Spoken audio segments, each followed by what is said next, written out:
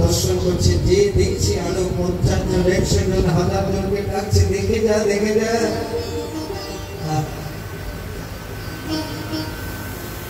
কি ভিন্ন ভিন্ন নায়ক, কি উন্নত নাসিকা, কি উন্নত বক্ষস্থ,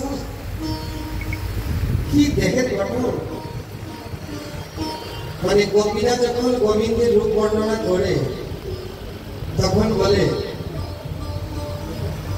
গোবিন্দের চরণের দিকে তাকালে যে চরণের নখের আঙ্গুলের যে সৌন্দর্য,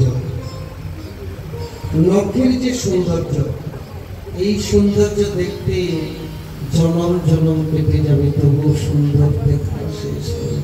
শুধু চরণের নখ আর চরণ কেমন সুন্দর, শুধু নয়ন